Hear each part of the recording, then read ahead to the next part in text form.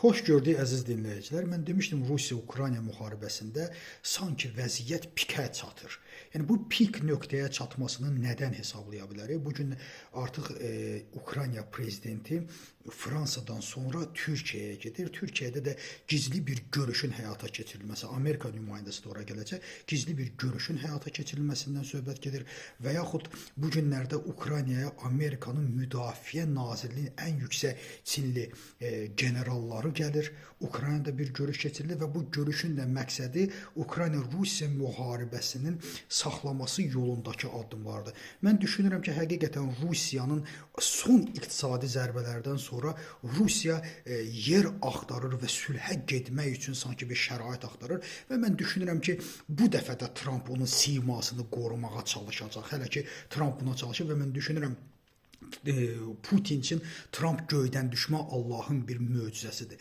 İkinci bir məsələ, mən Trump hakimiyyətə gəldikdə ən çox Trumpı ona görə dəstəkləyirdim və bildirirdim ki, mən Trumpı bir şeyə görə çox istəyirəm. Deyirdilər ki, mənə sual verirlər, niyə? Deyirdim ki, Trump bugün Avropanı müstəqilləşdirəcək. Avropa ikinci böyük gücə çevriləcək və Avropa nəhayət 1945-ci ildən sonraki o NATO'nun çətiri altında olan rahatlığından imtina edəcək. Və belə də oldu.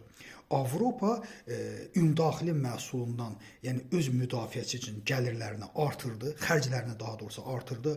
Avropada, Almaniyada artıq öz müdafiə nazirinə böyük bir sərmayə ayırdı və bu günlərdə isə Berlində keçirilən görüşdə bunu Avropa birbaşa Fransa və Almaniya başda olmaqla birbaşa məlumat veriblər ki, biz ikinci qlobal böyük bir gücə çevrilməyik Avropa olaraq. Baxın, mənim demək istədiyim, məhz 8 ay bundan əvvəl demək istədiyim və Trump'ı dəstəklədiyim nüans buydu. Trump Avropanı sanki şok verdi və ayıltdı.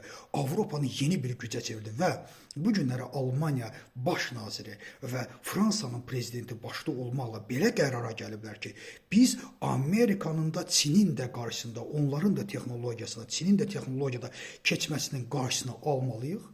Özümüz də böyük bir gücə çevrilməli, istər yeni texnologiyalar olsun, istər silah sənayesi olsun, güclü bir silah sənayesi yaradılması, istər süni intellekt məsələsi olsun, həm Çin, həm də Amerika ilə böyük bir rəqabətə girməyə hazırlaşır və buna da pul ayırırlar. Baxın, Trump'ın sevdiyim tərəflərindən biri buydu.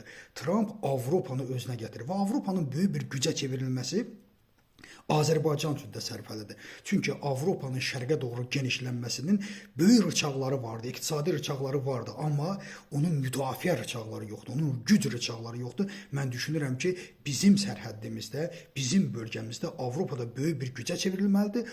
O, Amerika ilə nə qədər müttəfiq olur olsun, o müttəfiqsiz yaşamağı nəhayət bilməlidir. Müdafiə baxımından özü də strateji bir gücə çevrilməlidir ki, bu da Azərbaycan üçün də, Ukrayna üçün də əlbəttə xeyirlidir. Təşəkkürüm, diqqət sizə görə.